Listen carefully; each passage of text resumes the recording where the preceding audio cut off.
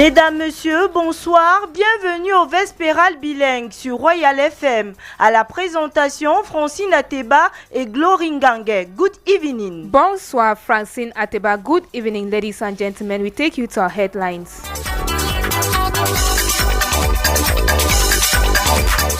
Parler sa langue nationale n'est pas synonyme de barbarie. 12 langues maternelles sont pratiquées dans le système éducatif camerounais en vue de la préservation linguistique. Dans la même veine, une plateforme digitale est mise sur pied pour la préservation et la valorisation des langues autochtones dans notre pays.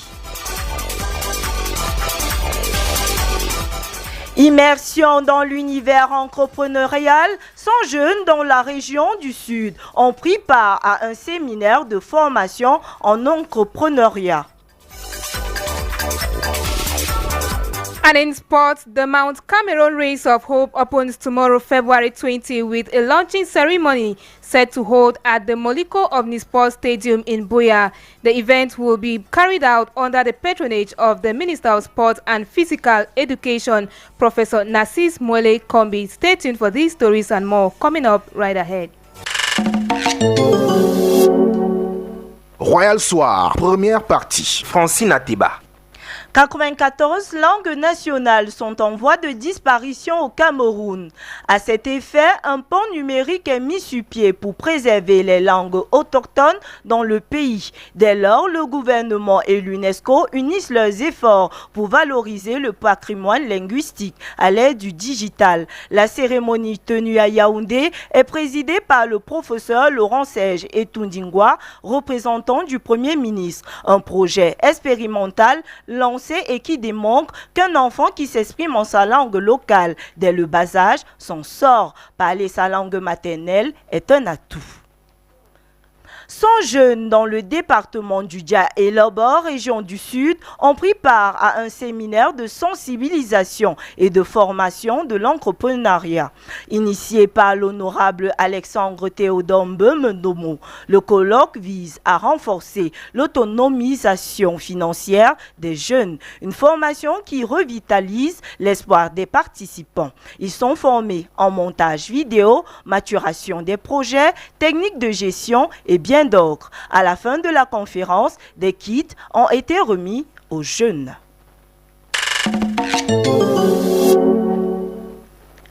En politique, reparlons du discours du chef de l'État à la jeunesse. Dans son message du 10 février 2026, le président Paul Biya a annoncé l'intégration des jeunes dans le renouvellement en préparation des dirigeants des sociétés d'État. Cette promesse arrive dans un contexte de faillite de certaines entreprises publiques, secouées par de nombreuses tares. Vous dites qu'une autopsie s'impose au-delà de la volonté de faire avec les jeunes. Jean-Marie Anaba, éditorialiste, chef d'ex politique. Cette autopsie est faite par le professeur Viviane Ondouabiolé. L'experte en gouvernance publique et développement se réfère au dernier rapport de la commission technique de réhabilitation du ministère des Finances pour dresser l'état de santé des sociétés d'État. Nous avons des entreprises qui se portent bien, c'est les moins nombreuses. Nous avons des entreprises risquées du point de vue de l'endettement, risquées du point de vue de la solvabilité, risquées du point de vue de la nature de la gouvernance et qui présentent des risques budgétaires importants. Nous avons donc en 2022 30% qui se portent bien et 70% qui présentent des vulnérabilités.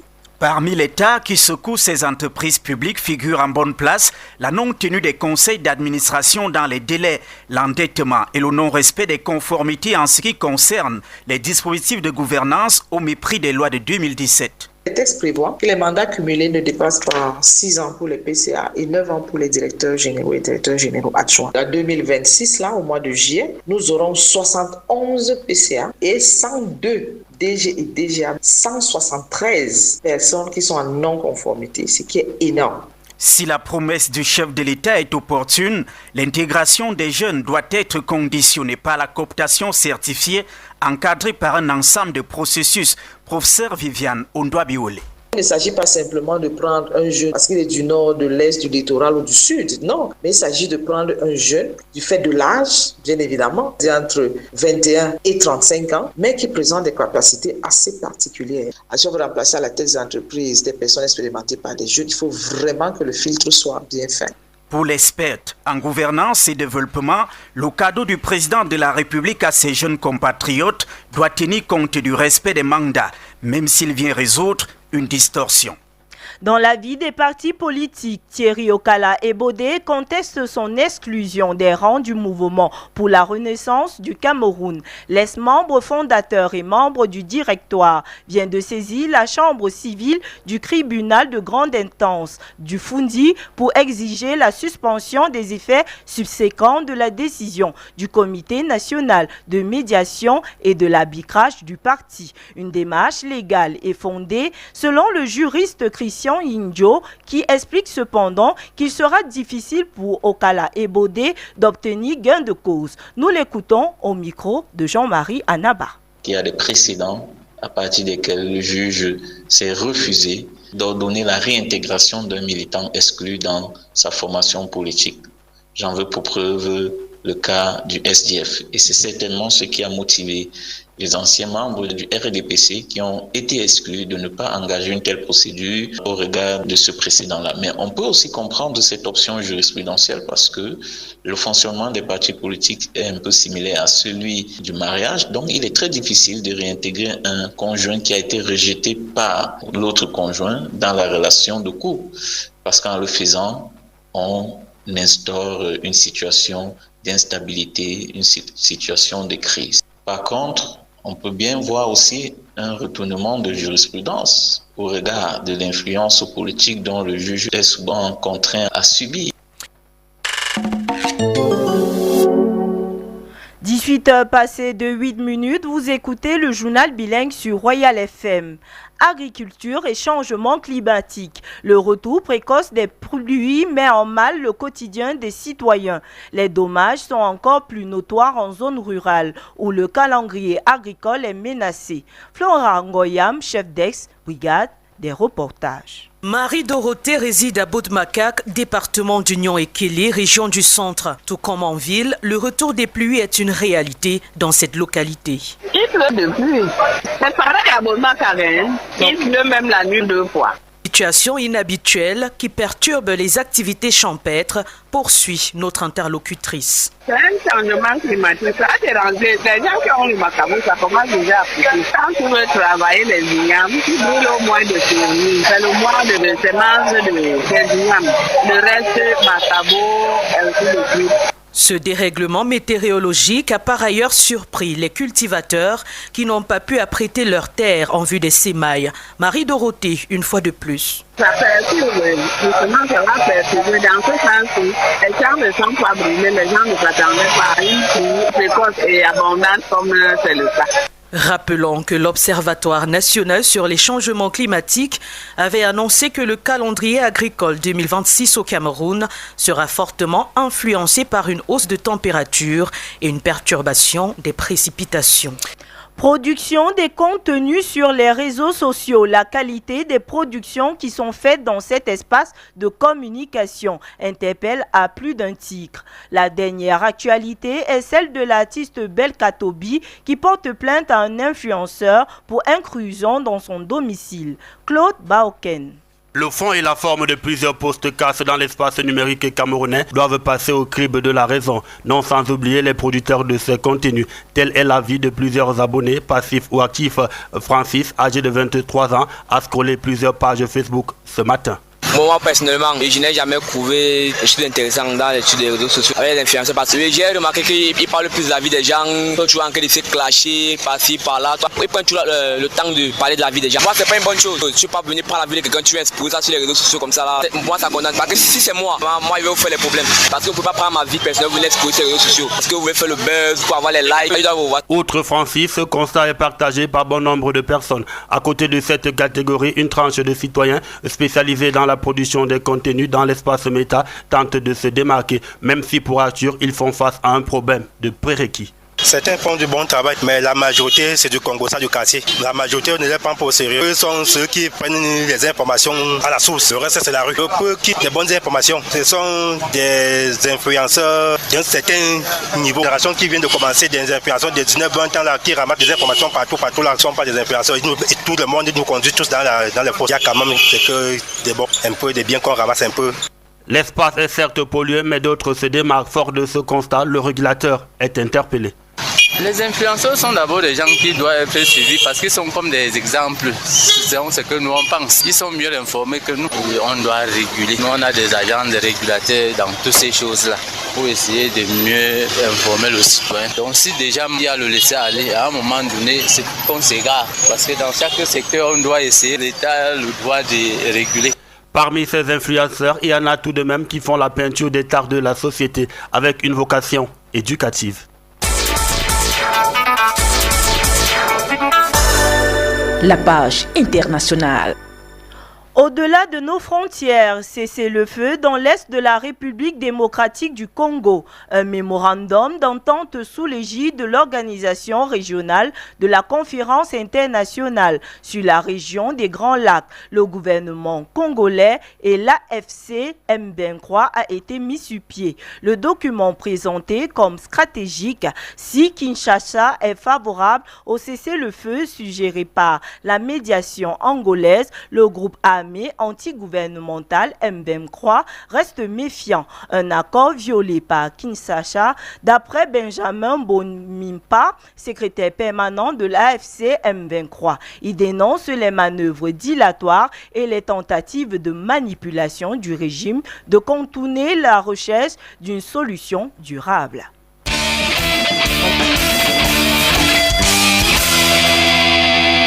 La page sportive. Fédération camerounaise de football, le lancement de la première édition du championnat jeune élite est prévu le samedi 21 février 2026 au stade et heure suivante. Centre d'excellence de la CAF à Mbankomo à 13h et à Douala, stade annexe 1 Bepanda à partir de 18h. The second part of the news in the English language with Glory Ngange. As you heard in one of our headlines, the National Commission of the UNESCO and the Cameroon government have organized a gathering as part of the global program to commemorate the International Decade of Indigenous Languages today in Yaoundé. The event is commemorated this year under the theme Digital Bridge, Living Voices. The Minister of Basic Education, Serge Etunti Ngwa, reaffirmed government commitment to preserve and digital promotion of indigenous languages. Take a listen to him in this excerpt, courtesy State Media. The national languages must be promoted by the family. This is what we must speak home with our kids, with members of our family and relatives and friends. But what we notice is that the official languages, I mean English and French, are the most spoken languages in our families. So the government decided to introduce mother tongue in school. Until now we have 12 mother tongue languages introduced in our programs, and the President of the Republic will decide at what time they will integrate the evaluation system so that when you graduate you have a subject in our mother tongue language. So we think that we are doing a lot, but we pray families make an effort within the family to speak our native language home for them instead of speaking English, French. And from there, we take this human interest story where a fire incident occurred in the Etoile Meki neighborhood in Yaoundé, killing a mother and her 5 children. The flames started at about 4:30 a.m. while the family was still asleep this morning, according to eyewitnesses who say the lone survivor of the incident was the father, even though with serious burns. Before the arrival of the firefighting brigade, residents tried to extinguish the flames, but a lot had already been lost. Meantime, the survivor is receiving treatment while the corpses have been taken to the mortuary. As of now, the cause of the fire incident remains unknown. Some 100 people have been displaced in Bat Village, Donga Mantun division of the Northwest region following attacks by some armed individuals. The incident happened separately on the night of February 13th and 14th, as reviewed by the senior divisional officer for Donga Mantun, Basilikeng George Magloire. The information contained in a press release highlights that the invasion resulted in the destruction of 20 houses, a a primary school, a Baptist church, maize barn stores, and livelihoods. We now go back to these incidents that happened in the Kolbisong neighborhood in Yaoundé, where a mother killed her 3 children and also took her own life. This tragic incident has sparked a heated debate across social media about the importance of mental health, how the society appreciates it, and the need for a more compassionate and supportive community. Bangladesh interviewed some Cameroonians on their perceptions about the need to seek professional help when going through a tough patch. Here is her report.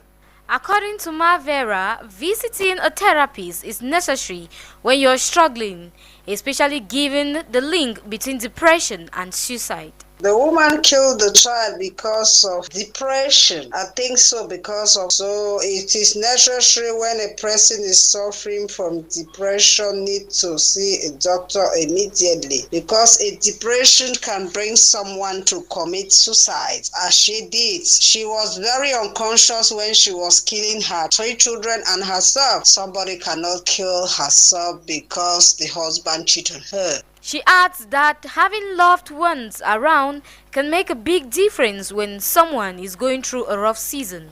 Yeah, it is very necessary when someone is suffering from depression to see a therapist and meet a doctor so that she can be under treatment and under control, and all the family members must be always by her side, because what happened for the woman to kill her children and herself because she was alone. For Brenda, faith, talking to friends, or even AI can just be as helpful as seeing a therapist. When I'm going through stuff, I either sit in the house and cry, or I have a few friends I talk to, and sometimes, not sometimes, most of the times, ChatGPT. Going for therapy, that's costly first, and if I'm being honest, I don't know a therapist. It's never really crossed my mind to visit a therapist, maybe in future, but for now, you just deal with it however way it goes. Cry sometimes, ask ChatGPT what to do, and then talk to a few friends. To sum it all, there is no approach to dealing with mental health challenges, whether it is seeking professional help, leaning on family and friends, or turning to faith.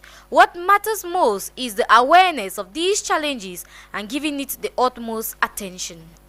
And still talking on the pertinence of mental health, our news team equally got the insight of an expert on the availability and accessibility of mental health in Cameroon. Didier Demasoso is a clinical psychologist. Take a listen to him. There is actually mental health revolution in Cameroon, manifested by an increase in awareness about mental issues. The awareness concerning mental issues has to manifest also concretely within communities by the availability, accessibility, and utilization of mental health care services. In communities around Cameroon, mental health care services are not freely and readily available. We can't find them in hospitals, in public hospitals. We can't find them in district hospitals. We can't find them in health centers. They are mostly working in private practice. People that are in good mental health work better and they contribute better to their communities. This is because mental health is well-being. Mental health enables us to cope with the normal stress of life. Mental health enables us to be productive and fruitful in the work which we do. We need more psychologists everywhere. We need more clinical psychologists everywhere, because these professionals can really contribute in promoting good health and well-being. Cameroonians do not regularly consume the services of mental professionals like clinical psychologists because they are still not very aware of the fact that they have a mental health. That is why we need more mental health promotion, so that every Cameroonian should access the services of the available psychologists. It is important not to wait for the last minute that things become severe in terms of mental health before consulting a clinical psychologist. You are listening to the 6 p.m. Bilingual News on Royal FM 88.4 in Yaoundé.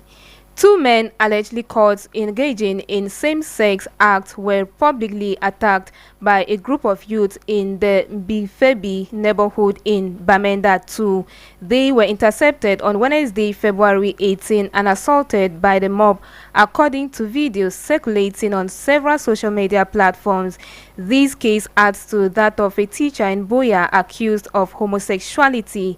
It is worth noting that Cameroon, under Section 347 of the Penal Code, prohibits same-sex relationships. And on to something else, Cameroon's blogging scene is losing quality with the proliferation of unverified and misleading content. This alarm is raised by internet users who say bloggers need to prioritize meaningful information rather than being more interested in going viral. A newsroom interviewed some of them in this Vox Pop. Take a listen. Many bloggers post unverified stories. They just post gossips. They post minors, sensitive things that ought not to be posted. Bloggers need to do much as far as that aspect is concerned. The content of most Cameroonian bloggers, they can be judged as largely attention-driven, with ethics sometimes taking a backseat to views, likes, and... We have more of content where people are exhibiting themselves. Somebody will come and dance maybe half naked, post how he or she is doing kitchen stuff. So they should maybe try to limit what you can post per day. Maybe from there now, people are going to think twice before posting, because when you think of the fact that you have to post maybe twice per day, you will think that, okay, let me post something that is going to be necessary. They should also learn how to block sensitive content. I think it's already practice. Bloggers need to be sensitized to understand that there are certain things that you don't post them, and equally that minors are supposed to be protected. When bloggers are properly sensitized, I think we are going to see a reduction in many of those things. Corrective measures will be put in place where bloggers can be punished if they continually expose minors and do not respect the ethics of that profession. Stronger enforcement of existing media and cyber laws should be applied, particularly concerning the minors and privacy rights. Youth will soon be appointed to top positions in most companies, enterprises, and other institutions in the country. The promise was made by the head of state, Paul Biya, last February 10th, 2026, during his address to the youth on the eve of the National Youth Day celebration. But what profile of youth can be selected during this appointment in order to improve management and growth? Fenyo Crispin spoke with an expert in management on the above issue and now reports. For leadership positions, it is important to consider some criteria, especially when it has to do with the appointment of youth. Namdi Elvis Ndubrisi is an expert in management. The ability to lead and communicate effectively across different levels, problem-solving and accountability, capacity to navigate complex challenges, demonstrated ability to drive change, innovation, and also adapt to new challenges. Strategic thinkers, those with strong analytic skills, able to make decisions and develop effective strategies. With the collaborative skills, individuals who can work well with diverse teams, foster collaboration, and build strong relationships. Tech survey innovation, youths with a strong understanding of technology and its implication in driving business growth. Another aspect to watch out for when recruiting youth nowadays to important positions are key skills. These include the ability to lead and communicate effectively across different levels, problem-solving and accountability, capacity to navigate complex challenges, demonstrated ability to drive change, innovation, and also adapt to new challenges. Strategic thinkers, those with strong analytic skills, able to make decisions and develop effective strategies. With the collaborative skills, individuals who can work well with diverse teams, foster collaboration, and build strong relationships. Tech survey innovation, youths with a strong understanding of technology and its implication in driving business growth. It is important to note that the appointment of youths to major positions in companies and other institutions will be a great breakthrough for the youth and will be a form of motivation for them to work harder. This, according to the expert in management, Namdi Elvis Ndubrisi. The depreciation of the euro against the Chinese yuan is drawing attention from experts as its potential consequences on Cameroon's trade balance and import structure are under scrutiny. Just how could these currency shifts redefine commercial relations between Cameroon, Europe, and China? Jeffrey Tachum exchanged with an economist who presents the implications on various aspects. Here is his report. The euro has lost about 12% of its value against the Chinese yuan in recent weeks, reflecting a significant currency shift that could increase the cost of Chinese imports and affect Cameroon's trade balance. According to Valerie Asundeb, this currency shift has far-reaching implications. As Cameroon being a member of the CFA franc zone, Cameroon's currency is pegged to the euro. This means that when the euro weakens against the yuan, imports from China become more expensive. In addition, China, being one of Cameroon's biggest suppliers of manufactured goods like electronics and construction materials, there is a high risk of inflation as the cost of imported products will be increased. This shift could increase the cost of imported products, potentially fueling inflation and raising production costs for local businesses. But on the other hand, a weaker euro could make European goods slightly more competitive compared to Chinese products. The experts further explains how the currency movements on international markets could possibly reshape trade dynamics between Cameroon and its economic partners. For this reason, he advocates for a diversification in trade relations to reduce dependency on imports. This currency shift highlights Cameroon's vulnerability to external exchange rate fluctuation, and this underscores the importance of diversifying trade partners and strengthening local production to reduce dependency on imports. In a nutshell, this currency shift is expected to influence imports and cause inflation, thereby reducing Cameroon's ability to import from China. In sports, the Minister of Sports and Physical Education, Professor Narcisse Muele Kombi, will tomorrow, Friday, February 20, preside over the opening ceremony of the Mount Cameroon Race of Hope. The launching ceremony will take place at the Moliko Omnisport Stadium in Boya and will feature activities like traditional dances, march parades, among several others, before the official race on Saturday, February the 21st, 2026.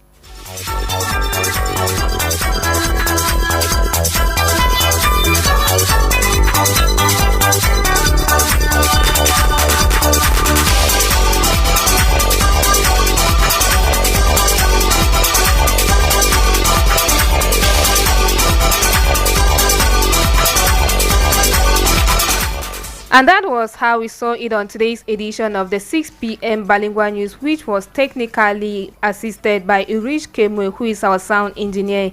Behind the cameras, we have Brian Bida, production assistants. We got it from Doreen Bimi and Jeffrey Tachum, script editing, Anne-Lizette Ambassa and Mapala Zita, editorial coaching, Abel Bella Samari, coordination, the station's manager, Roger Kiek, and general supervision, the Reverend Pastor Bisai Emmanuel Noel. For news presentation, we are Glory Gange et Francine Ateba. C'est la fin de cette édition du Journal Bilingue sur Royal FM. Le prochain rendez-vous avec l'information, c'est à 8h. À présent, nous recevons sur ce plateau Roger Kiek de Kiki pour son émission culte On refait l'actu. Bonsoir. Francine Ateba.